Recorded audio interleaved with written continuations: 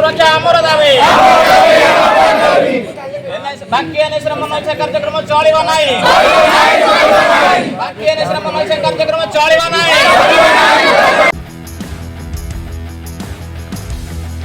उपजिलापाल कार्यालय सम्मुखें धारणा बसी भागवत पढ़िले शताधिक जटाधारी बाबा एवं माता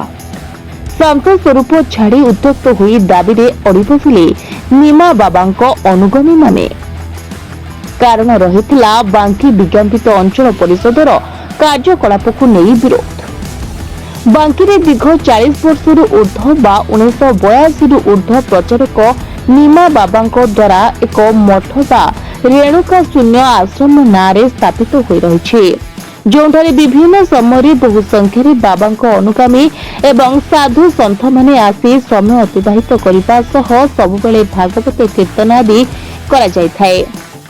हेले एबे बांकी विज्ञापित अंचल परिषद पक्षरु बांकी रे थिबा एही रेणुका शून्य आश्रम परिसर भंगा जाय एक वर्ज्य वस्तु परिचालन गृह निर्माण कर जायछि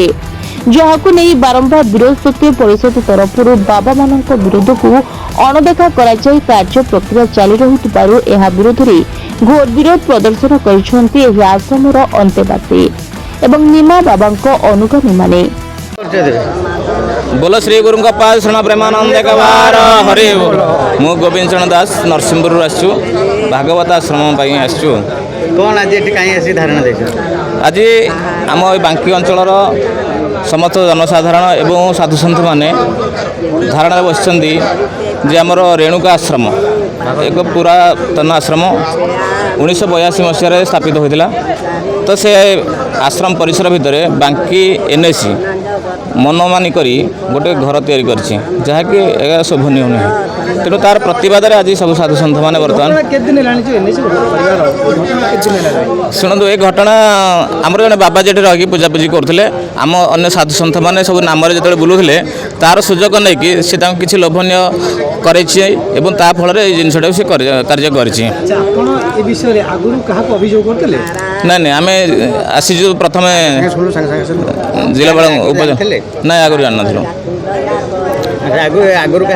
पूर्व धारणा देवा पूर्व क्या अधिकारी जन हाँ आम आगुथे आसिक जनइलु उपजिलापाल को तो सी जो न शुणी आम आज धारणा बस ये 3-4 दिन पूर्व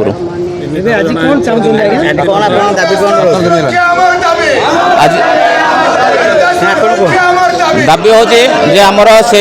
आश्रम को मान्यवर कटक जिलापाल तदंत करी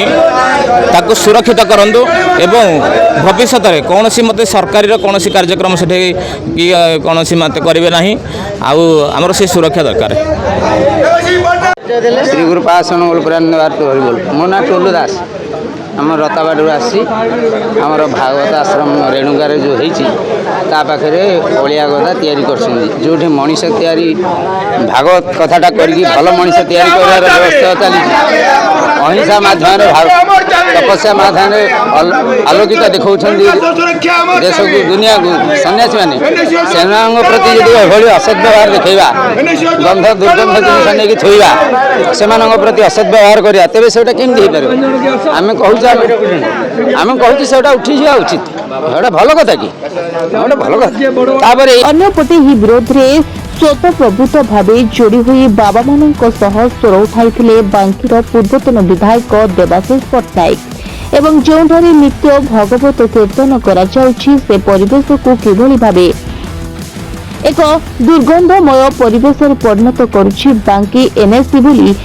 उपजिलापाल को प्रश्न करने सह बाबा मानक दाबीर उचित न्याय मिलू बोली प्रकाश करथिले। उक्त स्थान को आश्रमर स्वार्थ दृष्टि छाड़ी दिया जाऊ नचेत आगामी दिन में धर्म अनुष्ठान स्वार्थ को आखि आगे रखी आम तरफ उचित पदक्षेप नियाजिब बोली गणमाध्यम सम्मुखें सीधासलख चेतावनी देइछन्ति देवाशीष। जो रेणुका आश्रम अच्छी बांकी रे से रेणुका आश्रम टा केमती आध्यात्मिक चेतना बोध बाबा मानकर से कार्यक्रम होची बाबा माने सब आध्यात्मिकतार सह काम करुँच जी जिते से से माने सेठी बांकीर समस्ते छाई भितर रही बहुत आनंद ये करुँच समय अतिबाहित करुँच आमर महाप्रभु श्री श्री जगन्नाथ जे चर्चिका मंदिर रे थिले से भी तांकर जेतेबेले ब्रह्म परिवर्तन हला एवं तांकर मूर्ति सेठी मध्य पाताली होइचंती जगन्नाथ महाप्रभु बने सेटा बांकीर कोइली बैकुंठ भली कह जाए एवं सेठी बांकी एनएसी सी किसी गोटे काम करने जाऊँगी तेणु आमे याको विरोध करुचु जे काम न हो एनएसी एक्टिविटी ब्रह्मपुरा एवं अन्य जगार जो जगह से करुँच करवा उचित एवं मु कही रखा चाहे 25 वर्ष लोक शासन रही एवं 25 वर्ष रे बांकी टाउन भितर 50 एकर जमी ताको गवर्नमेंट को कन्वर्ट कर पारे आज पर्यंत कि 100 एकर जमी कर पारे गवर्नमेंट जो काम हवा कथा बांकी हो पारुनी कहीं बस स्टाण्ड हो पारुनी कि बस स्टाण्ड हाँपाई जो आडिक्वेट जमी दरकार रही पारुनी तेणु सदाबले साधु सतंकर जो रोचे कार्यक्रम से कार्यक्रम को विरोध से कर जगह को नापी लोलुप दृष्टि पकाउं मुझे कही रखा चाहे जो जगार बाबा मैंने बसुंच ता आगे मान्य कोर्ट से हम कोर्ट से जगह नहीं 2-3 एकर जगह से नहीं मान्य कोर्ट से बसवे ए कोर्टर बड़ बड़ हाकिम मैंने सेठी बसवे तेणु एपटे जदि वेस्ट मैनेजमेंट हम गंध हम एवं अन्य जिनस हम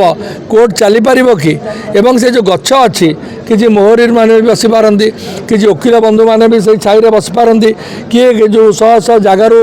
50 किलोमीटर 30 किलोमीटर लोक आसुँच से पानी गिलास पाकि गछ छाई बसी पारती तेणु ये सब परिप्रेक्षी गोटे स्पिरिचुअल आटमोस्फियर भितर गोटे भितर जो गछपच अच्छी ता भितर गोटे कंस्ट्रक्शन करवाटा मु कहीं पसंद करें तेणु या मो आंतरिकतार सह सब कलेक्टर को कही विचार करने सी टाइम ने मत लगुच 2-3 दिन भितर सी आमको समाधान देवे जदि समाधानटा आम सपक्ष न हुए आमे पुणी विहित कार्यानुष्ठान निश्चित भाव में ग्रहण करूँ से नोटिस देवु घेराव करूँ रास्ता को आसबू कौन करूँ से नोटिस देके आमे कार्यक्रम करूँ। रिपोर्ट बांकी मिरर।